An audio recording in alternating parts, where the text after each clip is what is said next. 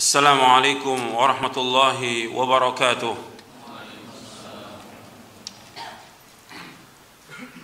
إن الحمد لله نحمده ونستعينه ونستغفره ونعوذ بالله من شرور أنفسنا ومن سيئات أعمالنا. من يهده الله فلا مضل له ومن يضلل فلا هادي له. أشهد أن لا إله إلا الله وحده لا شريك له وأشهد أن محمدا عبده ورسوله. يا أيها الذين آمنوا اتقوا الله حق تقاته ولا تموتن إلا وأنتم مسلمون. يا أيها الناس اتقوا ربكم الذي خلقكم من نفس واحدة وخلق منها زوجها وبث منهما رجالا كثيرا ونساء واتقوا الله الذي تساءلون به والأرحام إن الله كان عليكم رقيبا. يا أيها الذين آمنوا اتقوا الله وقولوا قولا سديدا يصلح لكم أعمالكم ويغفر لكم ذنوبكم ومن يطع الله ورسوله فقد فاز فوزا عظيما. أما بعد فإن أصدق الحديث كتاب الله وخير الهدي هدي محمد صلى الله عليه وعلى آله وسلم وشر الأمور محدثاتها وكل محدثة بدعة وكل بدعة ضلالة وكل ضلالة في النار. Ayyuhal ikhwah, a'azakumullah, kepada seluruh jamaah yang hadir di masjid ini yang mudah-mudahan dirahmati oleh Allah Ta'ala. Alhamdulillah, kita bersyukur kepada Allah Subhanahu wa taala atas segala nikmat yang Allah karuniakan kepada kita, nikmat Islam, nikmat iman, nikmat sehat, nikmat afiat, nikmat dijauhkan oleh Allah dari berbagai macam malapetaka. Dan kita bersyukur kepada Allah Ta'ala diberikan oleh Allah Ta'ala hidayah di atas Islam dan Sunnah. Kita bersyukur kepada Allah Ta'ala diberikan hidayah untuk selalu dan senantiasa menuntut ilmu syar'i. Ikhwani fiddin, azakumullah, kita akan lanjutkan pada hari ini kajian dari kitab Syarah Akidah Ahlus Sunnah wal Jamaah. Kita baru masuk poin yang pertama dari Syarah Akidah Ahlus Sunnah wal Jamaah. Sebelum kita lanjutkan dari kitab ini, ada beberapa poin yang perlu saya sampaikan, karena ini sudah membahas tentang prinsip dalam kita beragama dan juga menjelaskan tentang keindahan dan kesempurnaan agama Islam. Dari apa yang sudah kita bahas, dari prinsip agama yang wajib kita yakini, yang wajib kita pahami, yang wajib kita yakini, yang wajib kita amalkan. Yang pertama, bahwa agama Islam satu-satunya agama yang hak, agama yang benar, agama yang diridhai oleh Allah Ta'ala. Selain Islam tidak akan diterima oleh Allah Ta'ala. Itu yang sudah kita bahas. Dalilnya banyak dalam ayat Al-Quran yang sudah kita bahas juga. Inna dina indallahil Islam. Sesungguhnya agama yang diridhai di sisi Allah agama Islam. Allah juga berfirman, wa may yabtaghi ghairal islami dinan fala yuqbala min wa huwa fil akhirati minal khasirin. Barang siapa mencari agama selain Islam tidak akan diterima oleh Allah dan di akhirat termasuk orang-orang yang merugi. Nabi juga bersabda sallallahu alaihi wasallam, walladzi nafsu Muhammadin biyadihi لا يسمع بي أحد من هذه الأمة يهودي ولا نصراني ثم يموت ولم يؤمن بالذي أرسلت به إلا كان من أصحاب النار. Demi Allah yang diri Muhammad di tangannya, tidaklah mendengar aku diutus siapa saja, apakah dia Yahudi atau dia Nasrani, kemudian dia tidak beriman dengan apa yang aku bawa, maka dia pasti menjadi penghuni neraka. Hadis ini sahih, diriwayatkan oleh Imam Muslim dari sahabat Abu Hurairah radhiyallahu anhu. Ini prinsip yang pertama. Prinsip yang kedua yang sudah kita bahas juga, bahwa agama Islam ini agama ilmu. Agama Islam agama ilmu. Jadi kita dalam beragama ini harus punya dalil dari Quran dan Sunnah ala fahmis salaf. Bukan kata orang, bukan kata ustadz, bukan kata kiai, bukan kata tuan guru, bukan kata habib, bukan kata ulama, tapi kata dalil. kata Quran, kata sunnah. Ini penting dalam kita beragama dan hidup di bawah naungan Al-Quran wa sunnah ala fahmi salaf merupakan kehidupan yang membawa kepada ketenangan, ketentraman, kebahagiaan, dan membawa manusia ke sorga. Harus dengan ilmu. Agama Islam agama ilmu. Karena itu Allah berfirman di dalam surah Al-Isra, surah 17 ayat 36, "Wala taqfu ma laysa laka bihi ilmun, inna as-sam'a wal basara wal fuada kullu ulaika kana mas'ula." Jangan kamu ikut apa yang kamu tidak tahu, karena sungguhnya pendengaran, mata dan hati akan ditanya oleh Allah Ta'ala. Jadi agama Islam agama ilmu, agama Islam agama dalil, agama Islam agama hujjah. Hatta kepada kaum musyrikin Nabi mengatakan kepada mereka sebagaimana Allah firmankan dalam surah Al-An'am, "Nabbi'uni bi'ilmin in kuntum shadiqin." Sampaikan kepadaku dengan ilmu jika kalian orang yang jujur. Harus dengan ilmu. Seperti Allah sebutkan juga dalam surah Al-Baqarah di ayat 111 tentang dakwahan atau angan-angan pernyataan orang Yahudi dan Nasrani yang mereka mengatakan bahwa mereka lah yang berhak menjadi penghuni sorga. Allah katakan bahwa itu angan-angan. Allah berfirman dalam surah Al-Baqarah ayat 111, "Wa qalu la yadkhulul jannata illa man kana hudan aw nasara tilka amaniyuhum qul hatu burhanakum in kuntum shadiqin." Mereka berkata bahwa tidak akan masuk surga kecuali orang Yahudi atau Nasrani. Kata Allah, tilka amaniyuhum, itu angan-angan mereka, itu khayalan mereka. Qul hatu burhanakum in kuntum shadiqin. Mana bukti kamu? Mana hujah kamu? Mana dalil kamu jika kamu orang yang jujur? Mereka enggak punya dalil. Sama sekali enggak punya dalil. Jadi agama Islam agama dalil. Agama Islam agama hujjah. Yang berhak untuk masuk surga orang Islam. Yang berhak untuk masuk orang Islam. Orang kafir tidak akan masuk surga selama-lamanya. Orang Islam yang masuk Islam, orang Islam yang masuk surga, kata Nabi SAW. Dalam hadis yang sahih yang diriwayatkan oleh Imam Bukhari, Nabi bersabda, "La yadkhulul jannata illa nafsun muslimah." Tidak akan masuk surga kecuali jiwa yang muslim. Yang saya tekankan di sini berkaitan dengan ilmu, Allah menyuruh Nabi Muhammad sallallahu alaihi wasallam untuk mengatakan kepada orang Yahudi dan Nasrani yang mengatakan dirinya masuk surga, mana bukti kamu, mana hujah kamu, mana dalil kamu. Jadi agama Islam agama dalil, agama Islam agama hujjah. Jadi nggak boleh kita ikut dalam beragama ini sembarangan. Apa kata orang, apa kata banyaknya orang, apa kata ustadz, nggak boleh. Agama Islam agama dalil. Ini prinsip yang kedua, wajib kita yakini dengan seyakin-yakinnya. Prinsip yang ketiga yang juga sudah kita bahas, bahwa kita dalam beragama ini kita harus berpegang teguh kepada Quran, Sunnah menurut pemahaman para sahabat, karena kita wajib mengikuti para sahabat, dan ini merupakan jalan menuju surga. Yang memerintahkan kita untuk memahami atau kita beragama menurut cara beragamanya para sahabat adalah Allah dalam Al-Quran dan juga Rasulullah Sallallahu Alaihi Wasallam. Dan saya sudah bawakan dalil-dalilnya kenapa kita wajib mengikuti manhaj salaf. Di antara sekian banyak dalil, satu ayat yang saya bacakan, Allah berfirman dalam surah An-Nisa di ayat 115, Allah berfirman, "Wa may yushaqiqir rasula min ba'di ma tabayyana lahul huda wa yattabi' ghaira sabilil mu'minin nuwallihi ma tawalla wa nuslihi jahannam wa sa'at masira."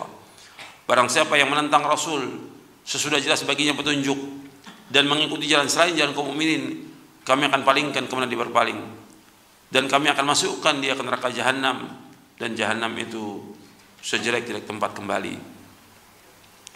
Itu prinsip yang sudah kita bahas. Kemudian prinsip yang lain lagi yang harus kita fahami, kita yakini dan kita amalkan, yaitu prinsip yang keempat, bahwa agama Islam agama yang sempurna. Sempurna semuanya agama Islam ini. Enggak perlu ditambah dan tidak boleh lagi ditambah dan tidak boleh dikurangi. Sudah sempurna. Karena Allah berfirman di dalam surah Al-Maidah di ayat 3, "Al-yawma akmaltu lakum dinakum wa atmamtu 'alaikum ni'mati wa raditu lakumul Islam madina." Pada hari ini aku telah sempurnakan bagimu agamamu. Aku telah cukupkan nikmatku atasmu dan aku ridho Islam menjadi agama bagimu. Sempurna agama Islam ini. Jadi apa yang membawa manusia ke surga Nabi sudah jelaskan. Yang membawa manusia ke neraka Nabi sudah jelaskan. Sampai Nabi bersabda sallallahu alaihi wasallam, "Ma baqiya syai'un yuqarribu minal jannati wa yuba'idu minan nari illa wa qad buyyina lakum." Tidak tersisa sedikit pun dari agama Islam ini. Apa saja yang mendekatkan dari kalian ke surga sudah dijelaskan, dan apa saja yang mendekatkan dari kalian ke neraka sudah dijelaskan. Hadis ini sahih diriwayatkan oleh Imam Tabrani dalam Mu'jamul Kabir. Jadi apa saja yang membawa manusia ke surga Nabi sudah jelaskan. Yang membawa manusia ke neraka Nabi sudah jelaskan.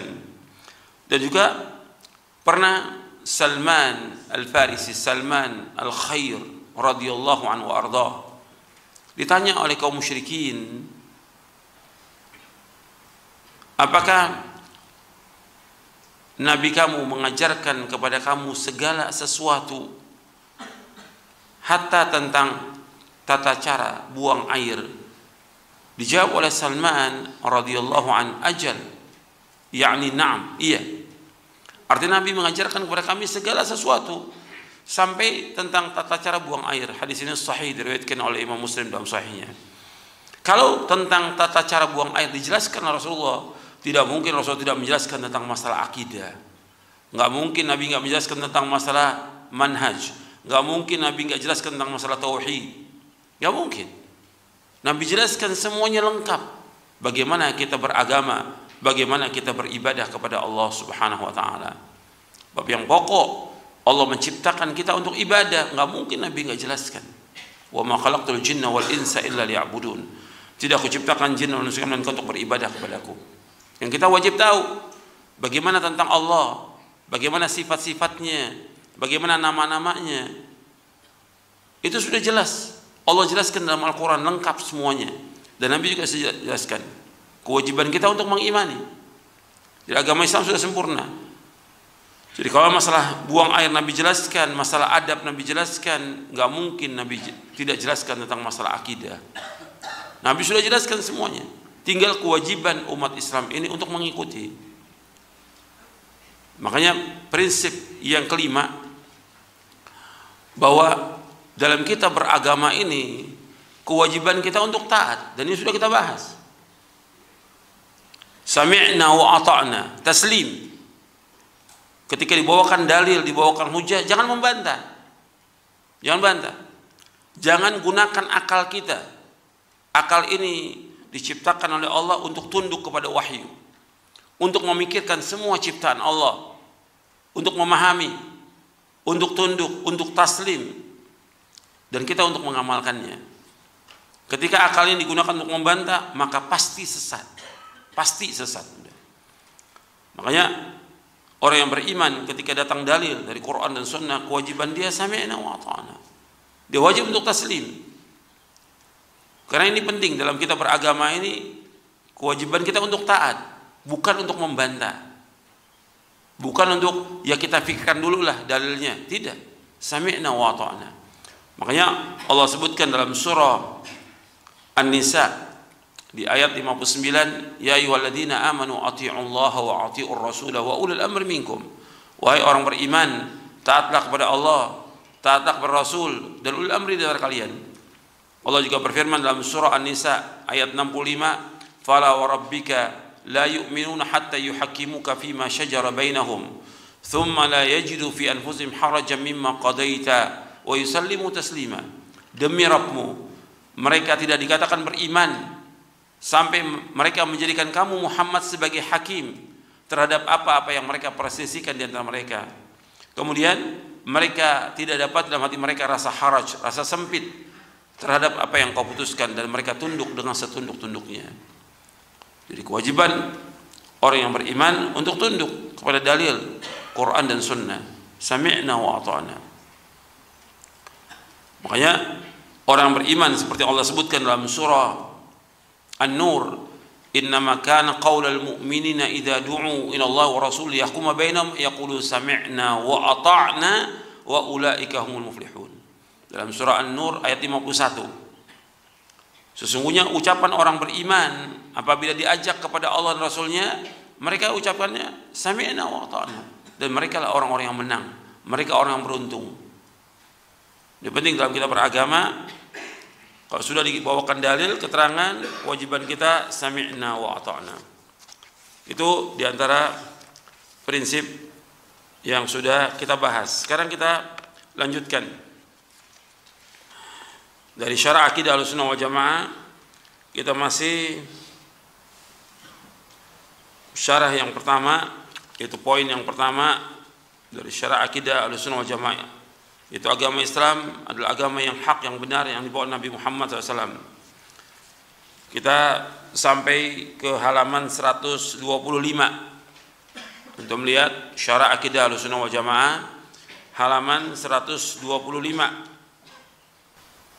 Di halaman 124 tentang surah At-Taubah ayat 33 sudah kita bahas, dan sudah saya bawakan penjelasan dan tafsirnya dari tafsir Taisir Karimur Rahman fi Tafsir Kalamul Mannan oleh Syekh Abdurrahman bin Nasir As-Sa'di. Kemudian ayat dalam surah An-Nur juga sudah kita baca, bahwa Allah berjanji kepada orang beriman dan beramal soleh, mereka akan dijadikan sebagai pemimpin dan berkuasa di muka bumi. Allah berfirman, wa'adallahu alladhina amanu minkum wa 'amilus salihati la yastakhlifannahum fil ardi kama istakhlafa alladhina min qablihim wa liyumakkinanna lahum dinahum alladhi irtada lahum wa liyubaddilannahum min ba'di khawfihim amna ya'budunani la yusyrikuna bi syai'a wa man kafara ba'da dzalika fa ulaika humul fasiqun. Dan Allah telah menjanjikan kepada orang-orang yang beriman di antara kamu dan mengerjakan amal soleh, bahwa sungguh Allah akan menjadikan mereka berkuasa di muka bumi ini, sebagaimana Allah telah menjadikan orang-orang sebelum mereka berkuasa. Dan sungguh Allah akan meneguhkan bagi mereka agama yang telah diridhoinya untuk mereka, dan Allah benar-benar akan mengubah keadaan mereka setelah mereka berada dalam ketakutan menjadi aman sentosa. Mereka tetap beribadah kepadaku dengan tidak mempersekutukan aku dengan sesuatu apapun juga, dan barang siapa yang tetap kafir setelah janji itu, maka mereka itulah orang-orang yang fasik. Ayat ini sudah dibuktikan, artinya dipenuhi oleh Allah di zaman Rasulullah SAW, dan kemudian disempurnakan pada zaman Khulafaur Rasyidin dan seterusnya. Artinya Allah berjanji kepada orang beriman beramal soleh, dijadikan mereka berkuasa di muka bumi, dikuasai belahan timur dan barat. Jadi mulai di zamannya Umar bin Khattab radhiyallahu anhu, kemudian Utsman, kemudian Ali radhiyallahu anhu ajma'in, itu berkuasa Islam ini di bagian timur dan barat, sebagaimana telah berkuasa orang-orang sebelum mereka. Allah redho, dan Allah ganti, tadinya mereka takut dan kemudian mereka diberikan rasa aman. Tapi syaratnya mereka tetap beribadah kepadaku, kata Allah, dan tidak menyekutukan aku. Tapi setelah itu berubah lagi seperti yang kita lihat sekarang ini. Karena apa? Mereka jauh dari sumber Islam ini, Quran wa sunnah ala fahmi salaf, dan banyaknya firqah-firqah yang sesat, dan mereka terkena fitnah syubuhat, fitnah syahwat, terutama fitnah tentang masalah dunia. Maka bertambah mundur seperti yang kita lihat sekarang ini umat Islam. Dan yang paling pokok, mereka jauh dari Quran dan Sunnah dan menyalahi sunnah Nabi SAW. Maka Nabi bersabda SAW dalam hadis yang sahih yang diriwayatkan oleh Imam Ahmad dan Abu Daud. Nabi bersabda SAW, wa ju'ina dhillatu was-sagharu 'ala man khalafa amri. Dijadikan kehinaan dan kerendahan bagi orang-orang yang menyalahi perintahku. Jadi umat Islam ini rendah dan hina. Dan Nabi juga bersabda dalam riwayat Abu Daud, sallallahu alaikum dzullan la yanzi'uhu hatta tarji'u ila dinikum. Allah telah menguasakan kehinaan kepada kalian sampai kalian kembali kepada agama kalian. Di umat Islam yang ada sekarang ini hina. Kalau mereka mau dimuliakan lagi oleh Allah Taala, ya kalau kembali kepada Quran, kembali kepada Sunnah, kembali kepada cara beragamanya para sahabat radhiyallahu majma'in. Maka ini yang kita dakwahkan, dan terus menerus kita dakwahkan agar umat Islam kembali kepada Quran dan Sunnah dan fahmi salaf. Dakwah ini merupakan dakwah yang diberkahi oleh Allah Subhanahu wa taala. Sekarang kita lanjutkan. Islam adalah agama yang sempurna dalam akidah dan syariat. Di antara bentuk kesempurnaan agama Islam dan juga keindahannya, yang pertama, Islam memerintahkan untuk bertauhid dan melarang perbuatan syirik. Ini juga termasuk prinsip dalam agama Islam ini, bahwa Islam memerintahkan untuk bertauhid dan melarang perbuatan syirik. Jadi agama Islam agama tauhid.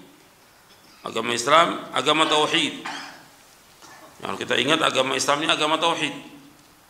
Dan nabi-nabi dan rasul-rasul alaihi wassalatu wassalam, mereka diperintahkan oleh Allah untuk mendakwakan dakwah tauhid. Semua nabi, semua rasul. Allah sebutkan di dalam surah An-Nahl surah 16 ayat 36, Allah berfirman, "Wa laqad ba'atsna fi kulli ummatin rasulan an i'budullaha wajtanibut taghut, faminhum man hadallahu wa minhum man haqqat 'alaihi ad-dhalalah, fasiru fil ardi fanzuru kaifa kana 'aqibatul mukadzibin." Dan sungguh kami telah utus pada setiap umat seorang rasul. Setiap rasul dakwanya an i'budullaha wajtanibut taghut, dalam beribadah kepada Allah dan jauhkan taghut. Di antara mereka ada yang Allah tunjuki, di antara mereka ada yang tetap dalam kesesatan. Maka berjalanlah kalian di muka bumi dan perhatikanlah bagaimana kesudahan orang-orang yang mendustakan para rasul. Artinya nabi-nabi dan rasul-rasul alaihi wassalam, semua dakwanya dakwah tauhid. Semua dakwanya dakwah. Dari awal saya sudah jelaskan bahwa agama Islam agama tauhid. Sampai bagian akhir juga di buku ini juga saya jelaskan bahwa para dai wajib mendakwakan dakwah tauhid dan melarang umat dari berbuat syirik. Sebab ini asas Islam. Ini asasnya tauhid, dan ini merupakan keindahan dari agama ini. Makanya para nabi dan para rasul semuanya mendakwakan dakwah tauhid. Kalau antum lihat dalam surah Al-A'raf, di surah yang ke-7, Allah menyebutkan dari awal nabi, awal rasul, yaitu Nabi Nuh alaihi salatu wassalam. Kita melihat di ayat 59 surah Al-A'raf ayat 59, laqad arsalna nuhan ila qaumihi faqala ya qaumi ibudullaha ma lakum min ilahin ghairuh inni akhafu 'alaikum 'adzab yaumin 'adzim. Sungguh kami telah utus Nuh kepada kaumnya, maka Nuh berkata, wahai kaumku, beribadahkan kepada Allah, tidak ada ilah yang lain melainkan hanya Allah. Sesungguhnya aku takut atas kalian adab pada hari yang besar. Itu adab di hari kiamat. Artinya Nabi Nuh alaihissalam mendakwakan kepada kaumnya agar beribadah hanya kepada Allah saja, mentauhidkan Allah, menjauhkan syirik.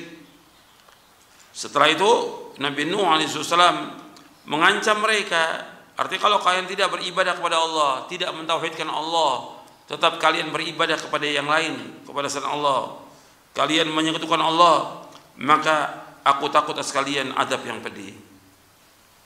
Artinya kepada orang kafir aja diancam dengan azab. Makanya para nabi dan rasul itu mereka basyir dan nadhir. Semua nabi dan rasul basyir, memberikan kabar gembira, dan nadhir, mengancam. Dan awal dakwah Nabi SAW disuruh oleh Allah mengancam. Wa anzir ashiratakal aqrabin, ancamlah keluargamu yang terdekat. Sebab manusia ini harus diancam, harus diancam. Maka diingatkan kalau seandainya mereka tidak mau mengikuti dakwah tauhid, maka mereka akan mendapatkan azab dari Allah. Jadi ada ancaman. Kalau pada orang kafir ada ancaman, apalagi kepada orang Islam. Dan semua nabi seterusnya nanti Anda bisa lihat mendakwakan dakwah tauhid. Dan ini asas dari agama Islam dan nanti akan kita bahas lagi. Yang kedua, Islam memerintahkan untuk berbuat jujur dan melarang berkata dan bersikap bohong. Di antara kesempurnaan dan keindahan agama Islam ini, bahwa Islam memerintahkan untuk berbuat jujur dan melarang berkata dan bersikap bohong. Jadi kejujuran penting dalam kita beragama. Sebab orang munafik itu agamanya mereka dibangun di atas kedustaan dan riya. Orang munafik dia asasnya dibangun di atas dua. Yang pertama kebohongan, yang kedua riya. Dan Allah menyebutkan bahwa orang-orang munafik lakadzibun, mereka adalah orang-orang yang dusta. Makanya Islam melarang untuk dusta, harus jujur. Para nabi dan rasul semuanya orang yang jujur. Hatta Nabi Muhammad SAW nggak pernah bohong seumur hidupnya. Dan mulai kecil nggak pernah bohong. Dan ini penting dalam kita beragama. Indahnya agama Islam yaitu jujur. Dan surga itu disediakan untuk orang-orang yang bertakwa, disediakan untuk orang-orang yang jujur. Makanya para nabi, para rasul semuanya jujur, nggak ada yang bohong, nggak ada. Makanya Allah menyebutkan di dalam surah Maryam tentang Nabi Ibrahim alaihissalam, wadhkur fil kitab Ibrahim innahu kana siddiqan nabiyya. Dan ingatlah, baca dalam kitab bahwa tentang Nabi Ibrahim, bahwa beliau itu adalah orang yang jujur dan seorang nabi. Sama seperti Allah juga menyebutkan tentang Nabi Idris, wadhkur fil kitab Idris innahu kana siddiqan nabiyya. Dan jujur dan juga seorang nabi.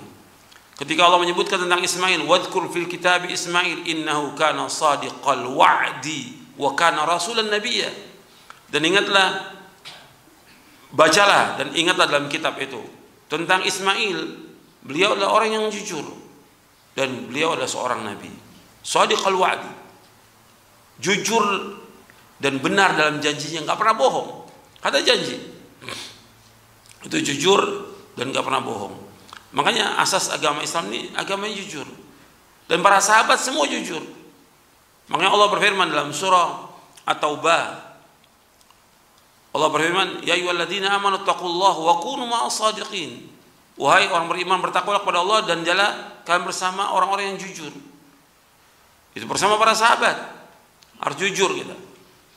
Dan Nabi SAW di surah At-Taubah ayat 119, dan Nabi SAW menyuruh kita untuk jujur, karena jujur ini akan membawa manusia kepada kebaikan dan membawa manusia ke surga. Sedangkan bohong, dusta itu akan membawa kepada kejahatan, keburukan, dan akan membawa manusia ke neraka. Ini harus kita didik diri kita, istri kita, anak kita, jangan bohong. Hatta dia salah, harus ngakui kesalahannya, jangan bohong. Kalau sekarang ini banyak orang yang bohong. Orang awam bohong, penuntut ilmu bohong, ustadznya juga bohong. Nggak ada keberkahan dalam dakwahnya, tidak ada sama sekali keberkahan dalam dakwahnya. Bahkan membawakan hadis yang palsu, berbohong atas nama Nabi SAW, membohongi umat. Kalau para dai demikian, tukang bohong, ini akan kerusakan, yang ada terkerusakan. Tidak ada keindahan dalam agama ini. Dan semuanya, kalau kita lihat seperti itu, hatta pejabatnya bohong. Makanya jujur ini penting dalam kita beragama. Dan Nabi SAW bersabda dalam hadis yang sahih yang diriwayatkan oleh Imam Ahmad, Bukhari dan Muslim dari sahabat Abdullah bin Mas'ud radhiyallahu an, Nabi bersabda, "Alaikum bis-sidqi fa inna sidqa yahdi ila al-birr wa innal birra yahdi ila al-jannah. Wa la yazalu ar-rajulu yasduqu wa yataharra sidqa hatta yuktaba 'inda Allahi siddiqa. Wa iyyakum wal kadhiba fa innal kadhiba yahdi ila al-fujur wa innal fujura yahdi ila an-nar. Wa la yazalu ar-rajulu yakdhibu wa yataharra al-kadhiba hatta yuktaba 'inda Allahi kadzdzaba." Akhrajahu Ahmad wal Bukhari wa Muslim. Kata Nabi SAW, hendaklah kalian jujur, selalu jujur, karena jujur itu akan membawa kalian kepada kebaikan, dan kebaikan akan membawa kalian ke surga, dan tetaplah seorang selalu jujur dan berkata jujur dan bersikap jujur, maka Allah akan tulis dia termasuk orang yang jujur.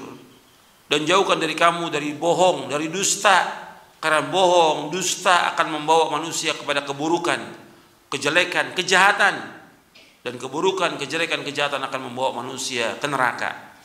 Dan tetaplah seorang itu selalu berdusta dan berbohong, maka Allah tulis dia termasuk tukang bohong. Jadi bohong ini nggak ada ketenangan bagi manusia. Jujur membawa ketenangan. Dalam hadis riwayat Tirmidzi, inna sidqa tuma'nina wal kadhiba riba. Bahwa jujur akan membawa manusia kepada ketenangan. Sedangkan dusta, bohong itu nggak akan membawa kepada ketenangan. Selalu ragu.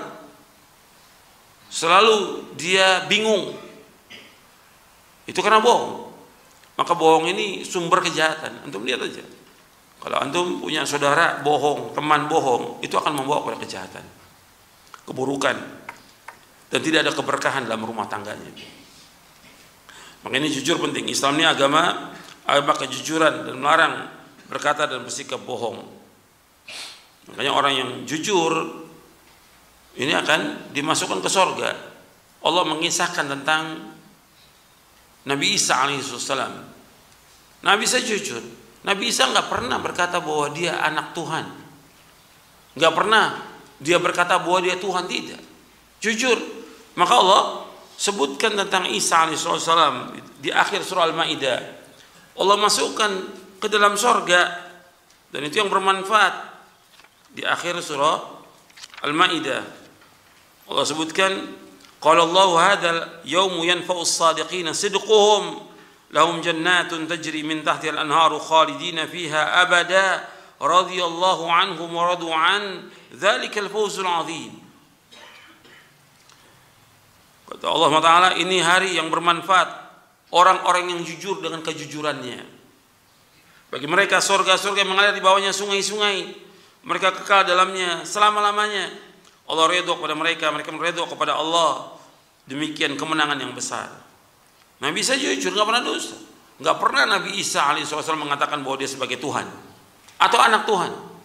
Makanya Allah menegur, lihat di atasnya di ayat 116 dan 117.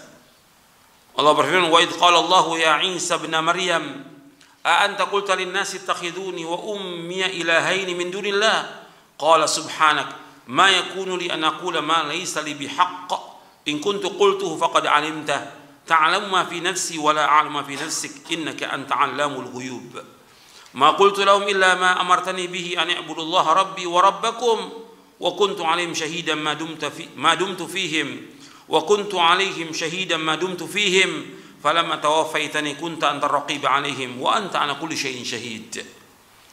Ingatlah tatkala Allah berkata kepada Nabi Isa bin Maryam alaihi salatu wassalam, apakah engkau mengatakan kepada manusia, jadikanlah aku dan ibuku sebagai dua Tuhan selain Allah?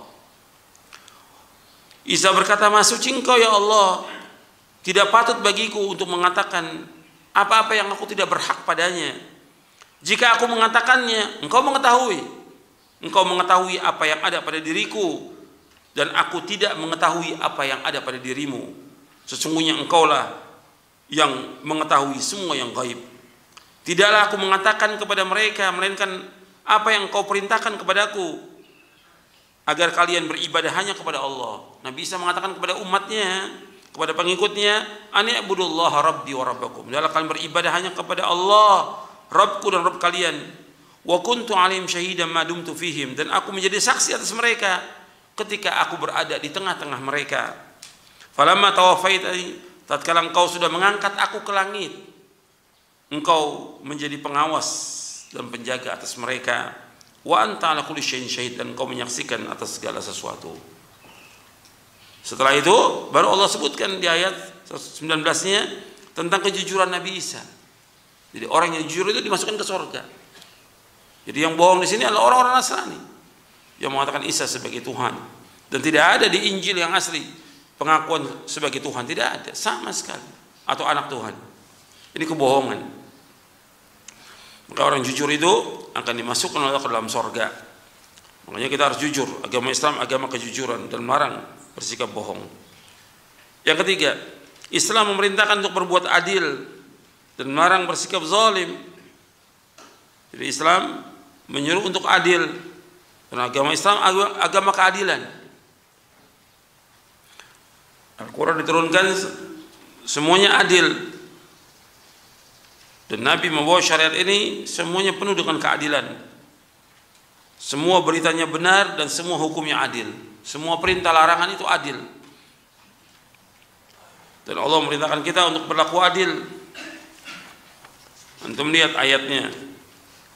Di sini ada di surah An-Nahl ayat 90, antum lihat di halaman 128. Innallaha ya'muru bil 'adli wal ihsan wa ita'i dzil qurba wa yanha 'anil fahsya'i wal munkar wal baghi ya'idukum la'allakum tadhakkarun.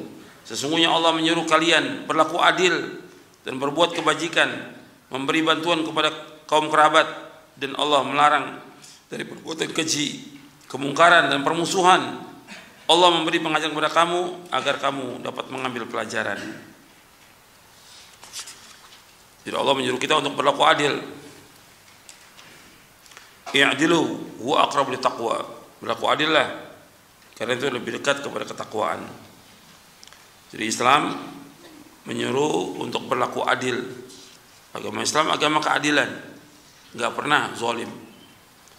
Makanya Allah sendiri dalam hadis qudsi mengatakan, ya ibadi inni haramtu zulma ala nafsi wa ja'altu bainakum muharraman fala tadzalamu. Wahai hamba-hambaku, sesungguhnya aku mengharamkan kezaliman atasku, maka jangan kalian berbuat zalim di antara kalian. Kezaliman hukumnya haram dalam Islam. Disuruh untuk berlaku adil. Dan seluruh syariat Islam semuanya adil. Semuanya. Terus ingat itu.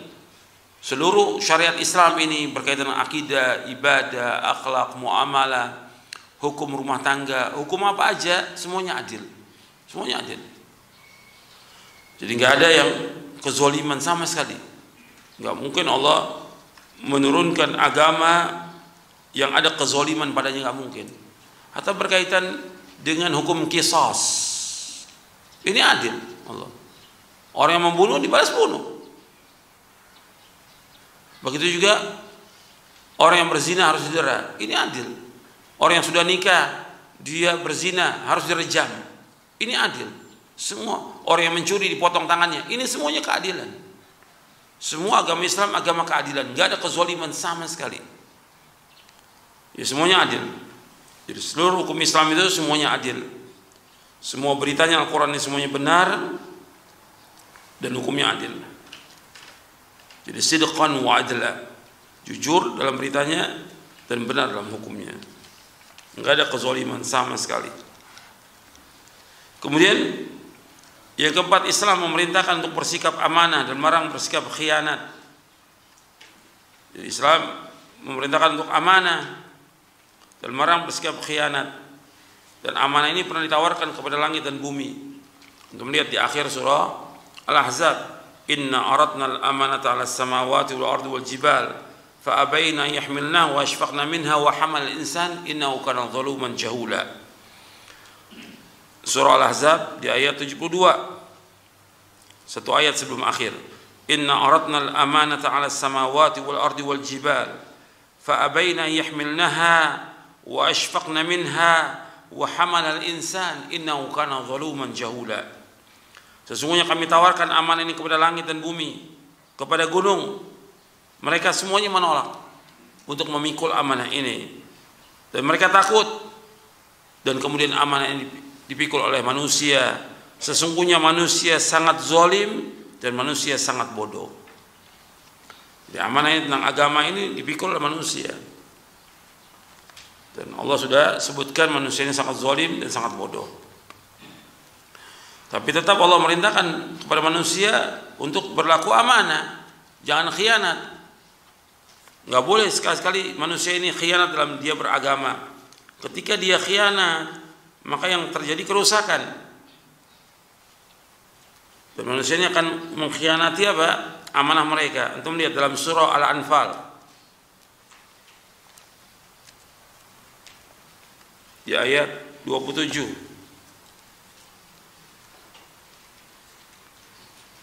Allah berfirman, Ya ayyuhalladzina amanu la takhunullaha war rasula wa takhunu amanatikum wa antum ta'lamun. Wahai orang beriman, janganlah kamu mengkhianati Allah dan Rasulnya, maka kalian akan mengkhianati amanah kalian dan kalian mengetahuinya. Jadi suruh kita untuk amanah, melaksanakan agama ini dengan benar sesuai dengan Quran dan Sunnah. Jangan khianat. Dan sifat orang munafik itu khianat. Allah menyebutkan, Nabi menyebutkan tentang sifat orang munafik, idza haddatsa kadzaba wa idza wa'ada akhlafa wa idza tumina khan. Orang munafik apabila berkata mesti dusta dia. Kalau dia berjanji dia khianat.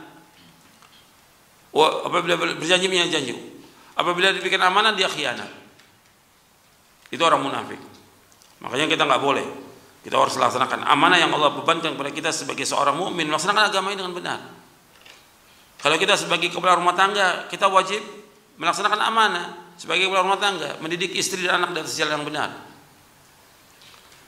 Kalau kita sebagai pengurus masjid, yayasan, atau yang lainnya, atau pejabat, harus amanah, laksanakan itu tugas.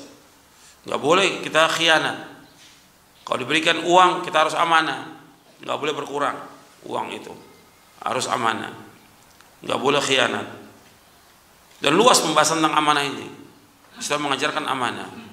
Begitu juga dalam dakwah, seorang dai dia wajib menyampaikan kebenaran, harus disampaikan, nggak boleh sembunyikan, dan nggak boleh dia takut kepada manusia, nggak boleh takut celaan manusia. Wala yakhafuna laumata laim, nggak takut celaan orang mencela.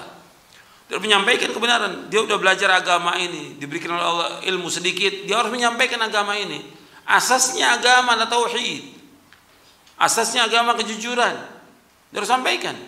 Nggak boleh dia khianat, dan banyak orang khianat, tidak disampaikan kebenaran, disembunyikan. Makanya azabnya berat itu. Orang-orang yang menyembunyikan kebenaran itu berat azabnya, seperti yang Allah sebutkan dalam surah Al-Baqarah di ayat 159 dan seterusnya, bahwa orang-orang yang menyembunyikan kebenaran karena dia khianat. Mestinya seorang dai itu menyampaikan kebenaran Quran wa sunnah ala fahmi salaf, dan dia harus menyampaikan juga tentang tauhid, nggak boleh sembunyikan. Ketika mereka menyembunyikan itu, Allah azab mereka dengan azab yang pedih. Di ayat 159, dilaknat dia oleh Allah, dilaknat oleh semua yang melaknat.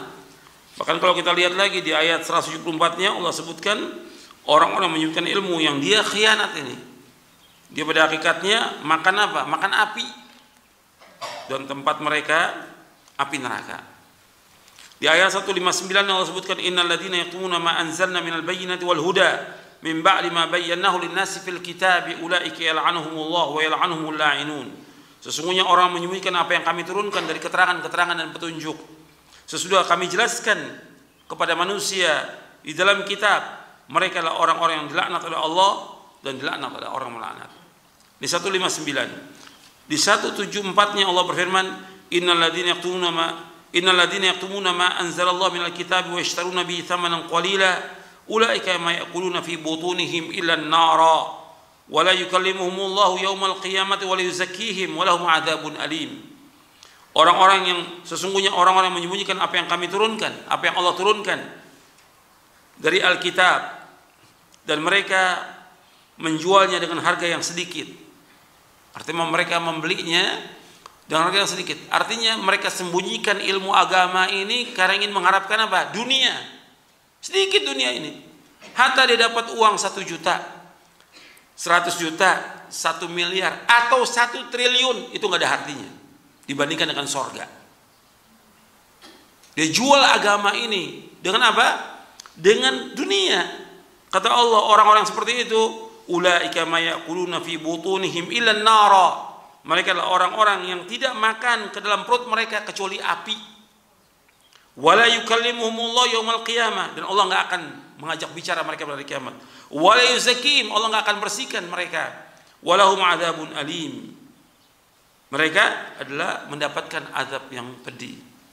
Di 175 yang mengatakan ulaika alladzina ishtaraw dhalata bil huda wal 'adzab bil maghfirah fama asbarahum 'alan nar.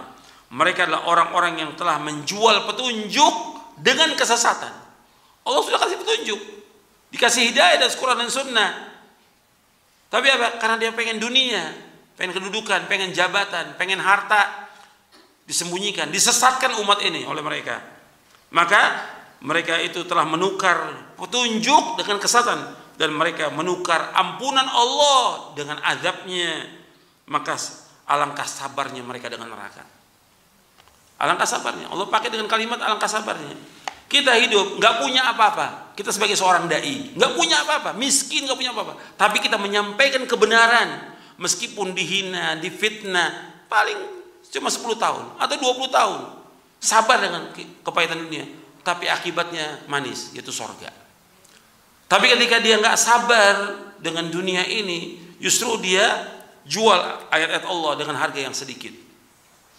Dia sesatkan manusia, dia ambil dunia ini, maka Allah akan masukkan nanti mereka ke dalam neraka jahanam. Maka Allah alangkah sabarnya mereka dengan neraka. Kenapa nggak sabar? Antum lihat contoh para sahabat, sabar hidupnya, susah, pahit hidupnya.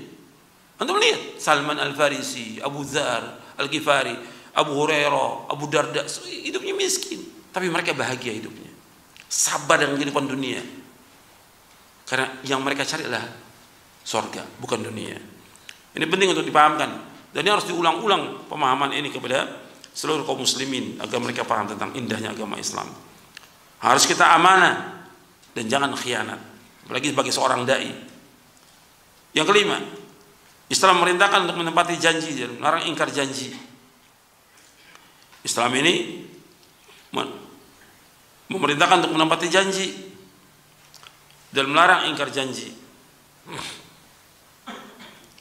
Jadi Islam selalu menyuruh kita untuk menepati janji.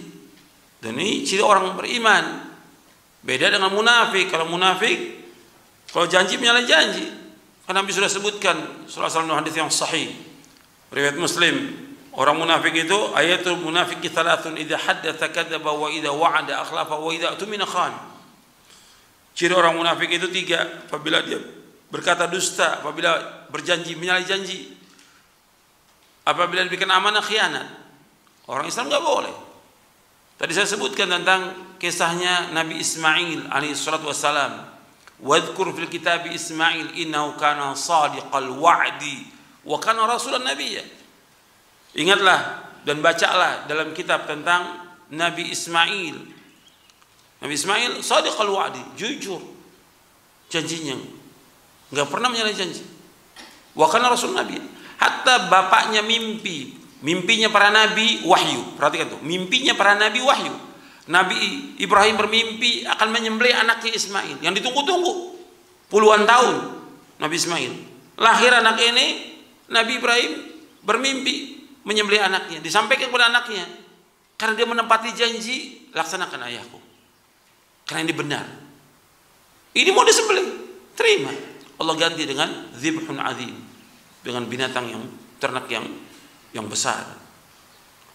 Jadi orang kalau jujur ditolong oleh Allah SWT dan selalu menepati janji. Dan Allah akan tanya ini. Allah berfirman dalam surah Al-Maidah ayat pertama, ya ayyuhalladzina amanu aufu bil uqud. Orang yang beriman, penuhilah janji kamu. Dan Allah berfirman lagi dalam surah Al-Isra, wa aufu bil ahdi innal ahda kana mas'ula. Sempurnakanlah janji, karena janji itu akan ditanya oleh Allah. Dan kalau kita lihat sekarang banyak orang-orang tidak menepati janji ini. Enggak menepati janji. Bahkan sudah disumpah lagi.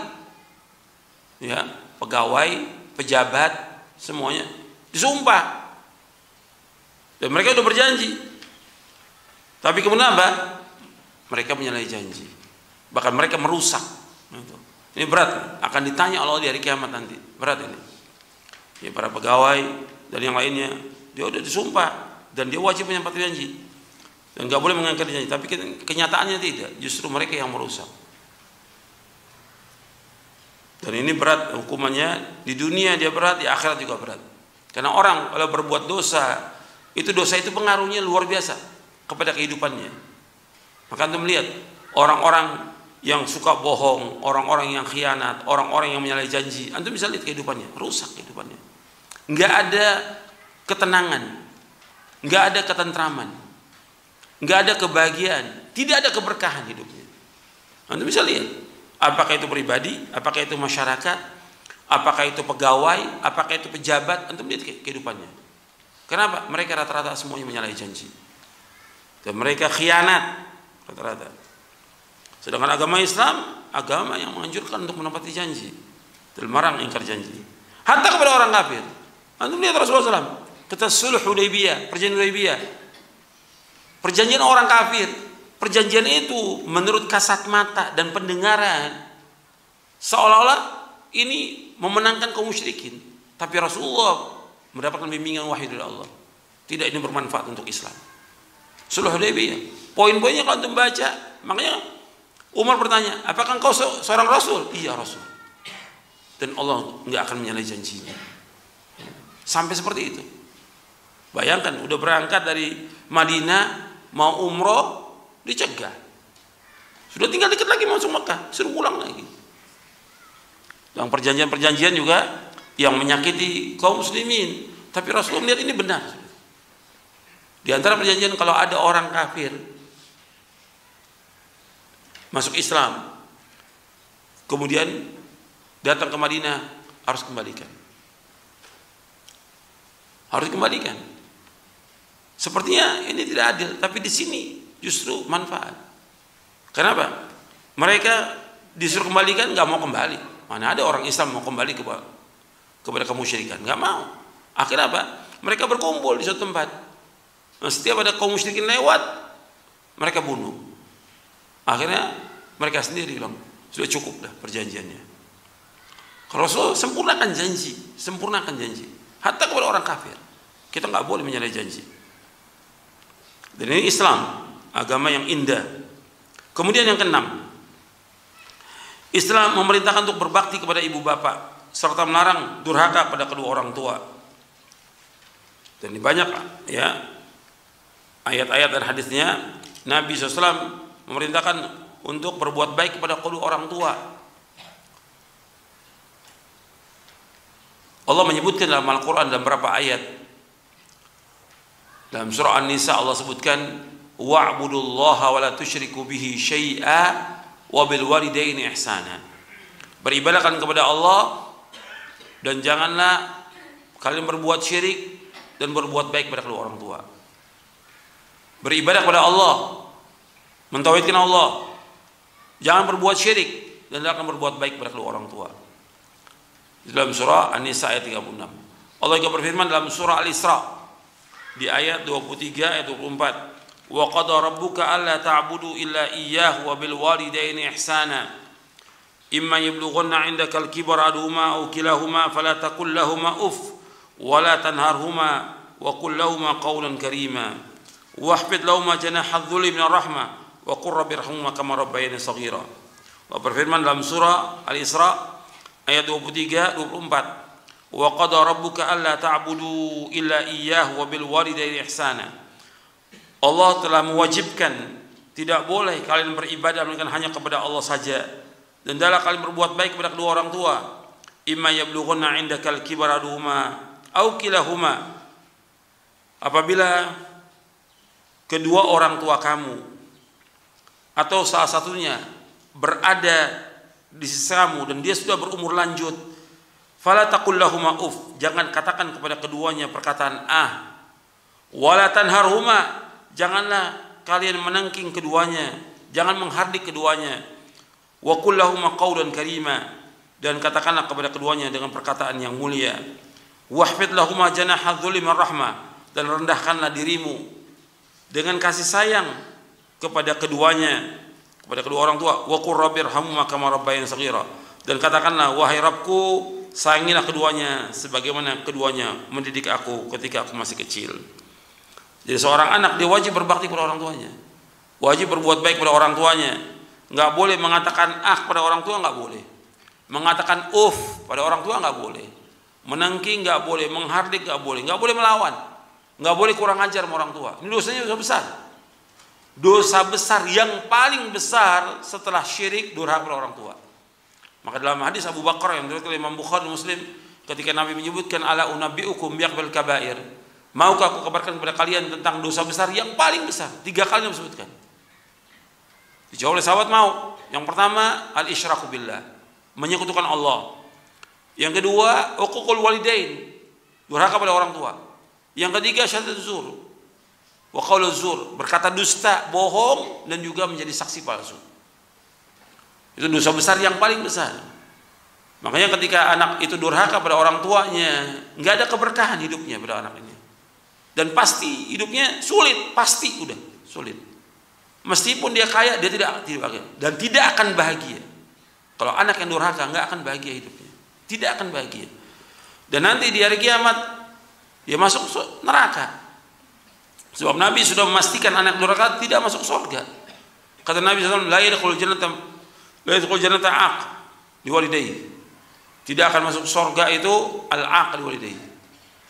Kata Nabi dalam hadis yang sahih yang diriwayatkan oleh Imam Ahmad dan Ibnu Hibban, kata Nabi, "Thalathun la yadkhulul jannah wa la yanzurullahu ilaihim yaumal qiyamah. Al-aq liwalidayhi wal mar'atul mutarajjilatul mutasyabbihatu birrijal wa dayyuth." Ada 3 golongan yang tidak masuk surga dan Allah nggak akan melihat mereka pada hari kiamat. Artinya Allah nggak mau melihat mereka. Yang pertama, anak yang durhaka kepada kedua orang tuanya. Yang kedua, perempuan yang menyerupai laki-laki. Yang ketiga, dayyuth. Dalam riwayat Imam Ahmad disebutkan ad-dayyuth alladhi yuqirru fi ahli al-khubth. Dayyuth itu seorang yang membiarkan kejelekan pada keluarganya. Keluarganya berbuat kejelekan, maksiat, atau berzina anaknya dengan pacaran, itu dibiarkan. Ini dayyuth namanya. Ini 3 golongan yang tidak masuk surga dan Allah tidak akan melihat pada hari kiamat. Yang pertama, anak yang durhaka pada orang tuanya. Yang kedua, perempuan yang menyerupai laki-laki. Yang ketiga, dayyuth, yang membiarkan kejelekan pada keluarganya. Jadi seorang anak itu wajib berbuat baik pada orang tua. Dan ini indahnya Islam, indahnya agama Islam. Makanya harus dia untuk berbuat baik kepada orang tuanya. Jasanya orang tua nggak bisa dibalas dengan apapun juga. Susah payah orang tua. Dari mulai mengandung anaknya sampai melahirkan. Untuk bisa lihat bagaimana ngurus anak itu sejak dia lahir, masih kecil. Semua diberikan makan oleh ibunya yang mencari nafkah bapaknya.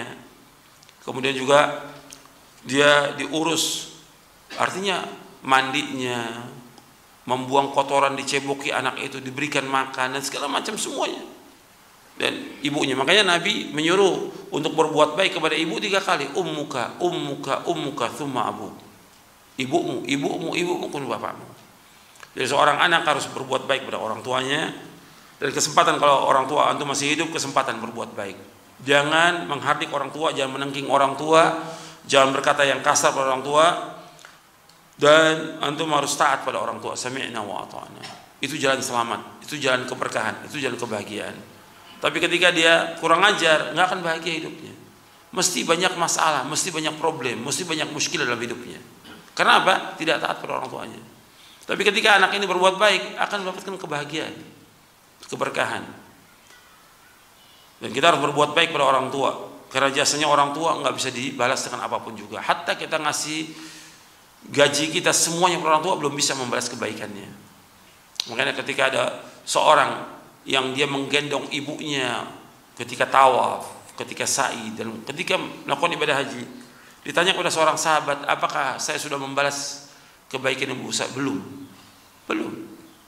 Atau kamu lakukan semua kebaikan, belum bisa membalas kebaikan seorang ibu.